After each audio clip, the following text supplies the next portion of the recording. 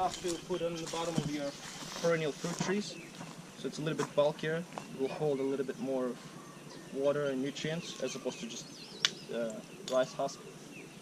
So this is a bit more long-lasting, although carbon stays in the soil. Whatever carbon you can, in whatever matter you put carbon in the soil, it's going to stay there for hundreds of years anyway.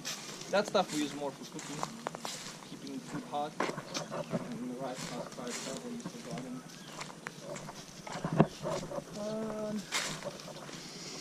Dragon fruit. Sometimes it's good in the evening when the sun goes down. It's not so hard. Give a little bit of water to all the plants around here. I'm going backwards now. So in the morning, I come here and I look at all my seedlings that are growing. And the first thing I'll do in the morning is I'll water, unless I'm distracted by something else. I will water all the nursery plants. So I'll take a hose. Now you have a tap here. So we just need the hose. And one here as well, which eventually is going to be a sink. Someday, maybe with next volunteer coming in, can make a sink. It'll be great. So I'll just take a hose and I can heavy water the bottom plants that are here. But all the seedlings, you really don't want to push too much water with the hose. Like you just want to kind of sprinkle lightly, just like gentle rain on all these little plants. Because they don't. If you're gonna put a hose to these plants and you're just gonna flood them, it's not good. So just gently. The bottom stuff they can do heavy. It's okay. They can handle it. But the little guys, just be careful. And the stuff that's growing, like this, can go in the garden for sure. These corns, these chilies or these chives, they're still a little bit too small. So maybe we'll wait on those. One of the volunteers watered the nursery today, but I can see that he probably didn't do such a good job because it's just like bone dry. I can see it hasn't been watered. So just make sure you get everything, evenly as you go. Cabbages here, some cucumbers, a lot of the stuff has been planted. These are mulberries, and they're just propagated like that by cutting. They grow really well here, so you can see. The students did cuttings from mulberries about 2 days ago. You can really see bugs coming through because the soil's nice and rich and it's keeping moist and feeding the plant with all it needs. If you like building, man, if you're into building, for example, there is hardwood in the shed. There's a back shed which has a lot of hardwood, so it's really good stuff for building. It will last long. So I don't know. Originally this was made as a gate, but the gate didn't work out because it was a bit too heavy and the posts are actually not cemented. So I actually turned this gate into a table for a nursery because I saw that we're running out of space. And just made this table with a hardwood, bit of bamboo here. Simple structure, doesn't take too long, takes 1 day, maybe half a day if you're really good. Just a screen on the bottom with plastic. We use it because we have it, why not?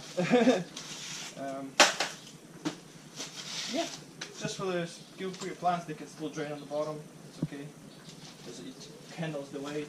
So if you're into building, hey, you can make a table, you can make some other structure, maybe some trellis. I can show you later the trellises that we made together with the guy who's filming, Jason. He did a really great job helping me. Yeah, and then when you walk around the orchard, just experiment, man. Like, it's so cool. Like, take some cuttings from a mango tree and stick it in the pot and see if it's gonna grow. Like, I don't know, I like doing these things. Like, sometimes I don't succeed, like I stuck this thing in the pot and maybe the soil's too acidic, maybe the soil's too wet. But even though sometimes you can see the plant looks like it's dead, it's actually not, because it's making some roots over here. So give it some time. Don't chuck it away, because this might regrow still.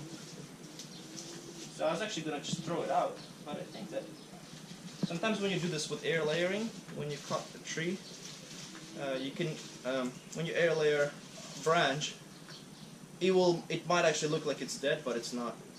It may still regrow and start to develop roots. So same thing with the pot here. So I can see there's baby roots starting to come. So I'll give this maybe a few more weeks, and then if I don't see any live leaves coming through, then I'm probably just gonna compost this thing and try it a different way. So you can walk around the orchard and see, take some cuttings from fruit trees and maybe some ginger or some sort of a root crop or something, and just play around with it, see if it grows.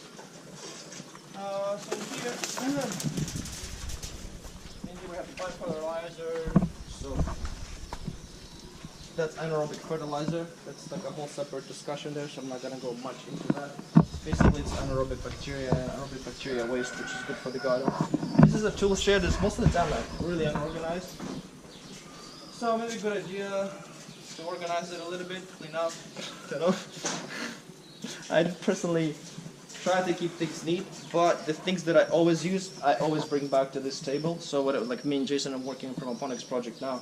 So whatever we're gonna use, we're gonna take from there and bring back on this table. So we know that we have all our tools here on this table. We don't necessarily put them away in each little cupboard because it's gonna be a nightmare to look for it again. But we'll keep it all here. And when I leave, this table's gonna be nice and neat and everything's gonna be put away. I hope.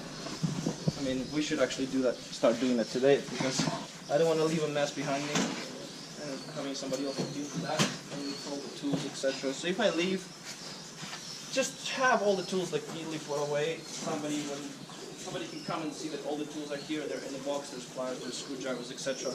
There's no specific place for each tool, but generally that's where they stay, or they can also stay on that rack over there. If you need plastic pipe, PVC, you need more wood, hardwood, it's all in that big back shed there. You can go around there and explore and find whatever you want to play around with.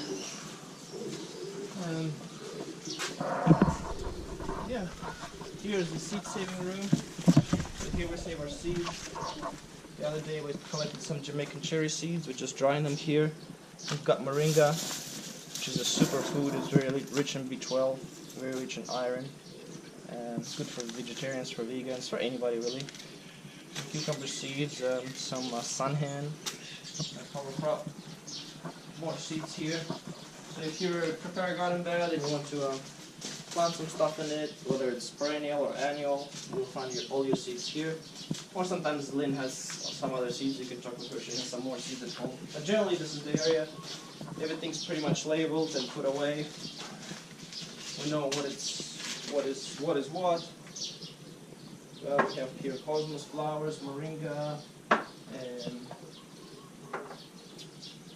different, what is that? Sunham, kale, long beans, corn.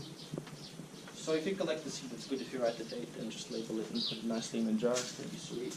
And that way people who come, they know how old it is. They know that's what it is. Yeah. So and then in the evening too, so in the morning I'll water everything because the intense sun is kind of burning all these baby plants and they kind of go eh. And then in the daytime, after I've watered in the morning, if I come in the night and the soil is still dry, I'm going to give another gentle water in the evening, just so in the night the plants can breathe and absorb all that water. Yes, because plants actually grow mostly in the nighttime, so it's good to give them that water. A little project here with Jason that we're doing. But another thing, sometimes it's a good idea to ask Bo, like, hey Bo, like, you know, I'm doing this and this, but I don't know if I'm doing really the right thing, or I don't know if this is what I should be doing. So Bo said, hey, you know, maybe a good idea you make a trellis, and we'll put some cucumbers in the front of our kitchen garden. So we've made 2 trellises. One of them is gonna be end up being used for our little permaponics project that me and Jason are working on, which is coming along quite nice, and I think we'll still have a bit of daylight to finish it after this video. But the next trellis will have some cucumbers. Here. Well, the hay make a cucumbers trellis, so we went and harvested some bamboo. We cut up some bamboo just with an electric saw, a machete if you don't have the saw, or just a hand saw. And you probably need the help of a few people to do something like this, but it's doable. And this will probably last for quite a few years, I hope. And the cucumbers are going to be planted here. It's going to be fed from the fish pond here. The water's going to be cycling through and coming back to the fish pond. So the baby cucumbers will go here and they'll start crawling up. And hopefully in a few months we have a cucumber harvest. Here when I came, for example, these beds were really dry and there wasn't anything growing. So I just planted some lettuces in the nursery. Once the lettuces got about that size, I planted them here. And look, a few weeks later, a lot of lettuce and salad. These tomatoes, sometimes they grow really bushy, so I'll clip up some of the really big, tall branches that are taking up a lot of energy. So I noticed as soon as I pruned them, the tomatoes got really big.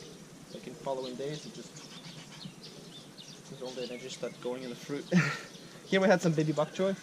which is like super delicious for stir fries, and then got harvested just recently. So maybe the next volunteer can just rough up the soil a little bit, wet it, and throw some seed, and some more stuff will grow. There's some arugulas there, lettuce, etc. Here I made another garden, fence from the chickens. I also use bamboo. This is like the most sustainable resource here. So planted a bunch of lettuce, mustard greens, radish, eggplant, cherry tomatoes, dill, herbs. There's some more baby bok choy coming around the edges. A few flowers, Thai basil, different kinds of basils. Yep. And the only thing about this garden is it has to be watered by hand. So in the evening, I'll generally water this one by hand. I'll slightly top water this one. It's a wicking bed, so it doesn't really need that much water because the water wicks through here and keeps the soil moist. But just a little bit of sprinkle is good. In the evening, the plants like when you put water on top. So that one I'll water by hand, and all these I'll just water by hand. And if something's getting really big, like those pumpkins, I mean, obviously we're not gonna have a thing full of pumpkins here on front of the driveway. So these pumpkins definitely can be transplanted into an area where they can take over, have as much space as they want. And I wouldn't plant gentle things in here because, again, chickens get in and they really scratching around. Yeah. Pretty much it. I mean, in the end, it's just like